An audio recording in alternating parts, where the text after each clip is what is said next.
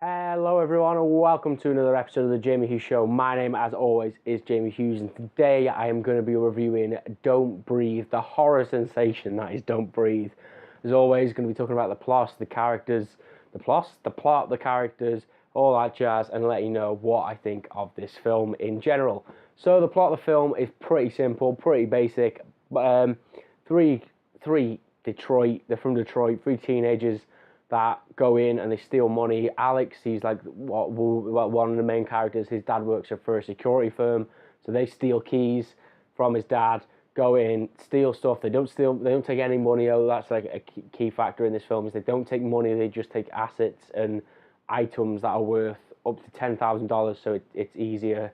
It's less easy for the police to track them, but things take a turn when they realise they're not making as much money as they need to.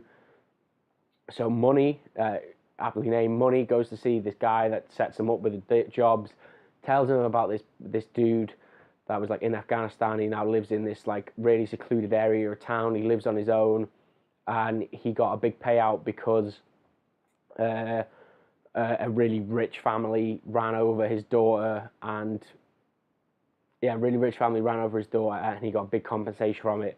So they decide that they're going to take all this money off him. They think it's like $300,000. It turns out to be a lot more, a lot more. Trust me. But they think, right, we can go in. It's a really easy target. We'll chloroform him or something. Then we can take his money. So when they're doing like the recce of the house, they see that this guy's blind and they start having second thoughts about it. But then Money tells them that no, it's really simple because at the end of the day, this guy's blind and it's going to be really simple to like steal his money. And obviously it's not going to be because there wouldn't be a film. So they break into his house. They start looking around for the money. They think they've chloroformed him. Turns out they haven't. But obviously because he's blind, he doesn't know. So Money has a confrontation with him. And Money tells him that he's on his own. And it turns out that the blind guy then kills Money because he thinks he's on his own. So the other two characters now are stuck inside the house with him, and they basically just try and escape. They don't really care about the money anymore. So it pretty much horror ensues around this. He chases them around the house, obviously without seeing them, but you can hear them, hence the title Don't Breathe.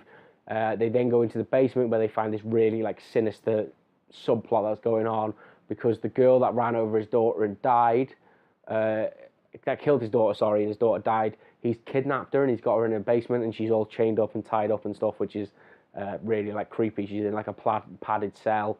So that's quite freaky. They try to escape. They try to take her with her. He shoots her accidentally, and he's like really like devastated by it, and you can't really see why. Like we don't know why, but we do find out a bit later on in the film. So a lot more stuff happens. They get chased around the house. A lot of stuff. Alex ends up dying, sadly.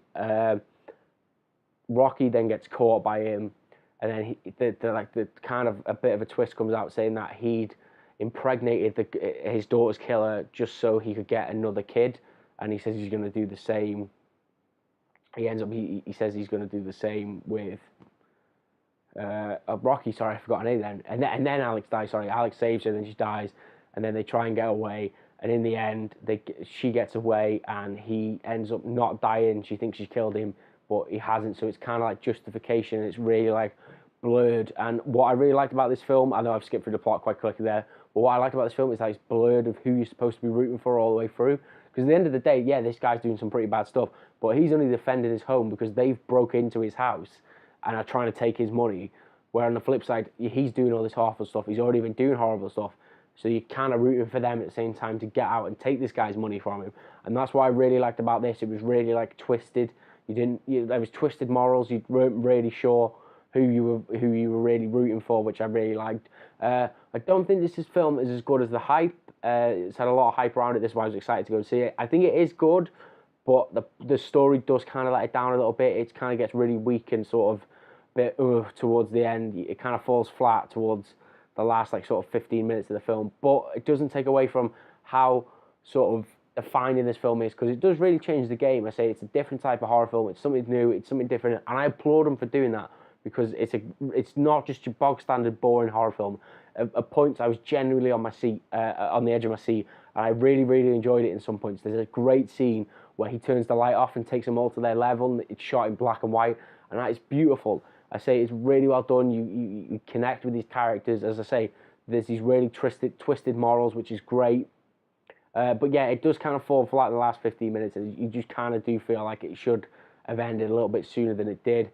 But again, that's not to. I feel like I'm repeating myself here a little bit, but it's not to take away from the overall feeling of the film. Say it's a great idea. I really enjoyed what they did. I do think you should go and check it out if you want to see a nice little horror film, because you won't be disappointed.